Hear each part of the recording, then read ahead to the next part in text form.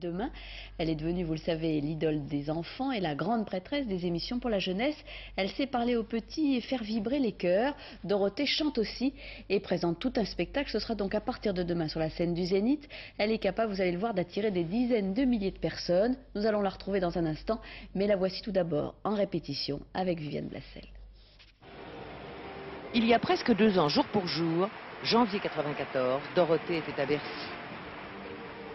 Janvier 96, elle est au Zénith. Elle commencera à chanter demain. Ici, ce sont ses dernières répétitions devant une seule petite fille privilégiée qui devrait faire des envieux.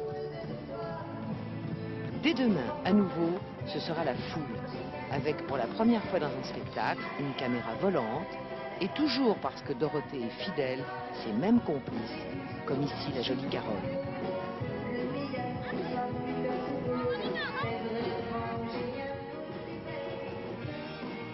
Depuis 20 ans, dans le cœur des petits, elle est la première. Ce n'est pas un hasard, c'est du travail façon Dorothée. Un mélange harmonieux et efficace de rigueur, de gaieté et aussi de tendresse. Ah, la patronne. Voilà, alors nous retrouvons Dorothée. Merci d'être avec nous ce soir, la veille du spectacle. Le Zénith, on l'a vu, vous connaissez bien cette scène. Pourquoi vous aimez cette salle particulièrement? Parce qu'elle est très intime. Je vois tout le monde, j'entends tout le monde, et c'est vraiment une dimension humaine. C'est une très belle salle. Alors, c'est donc un nouveau spectacle. Est-ce qu'on peut dire combien il y a de chansons nouvelles dans ce spectacle? Oui, sur 18 chansons en tout, j'en ai 11 de nouvelles, avec les musclés bien sûr. Et nous avons des invités vedettes, les M&8. Alors, on a vu un petit peu votre nouvelle mise en scène. Vous avez donc toujours vos musiciens et vos complices. Toujours la même famille, même derrière la scène, c'est toujours la même équipe. Alors Dorothée, qui est votre public? Parce que bon, cette salle du Zénith, ça regroupe plus de 15 000 personnes. Alors il y a des enfants, mais j'imagine qu'il y a aussi évidemment beaucoup d'adultes. En fait, c'est la famille qui vient. Et ça fait très plaisir, c'est très touchant. Parce que moi aussi, depuis la scène, j'ai un spectacle dans la salle. Et ça, c'est très émouvant, ça je peux vous l'assurer.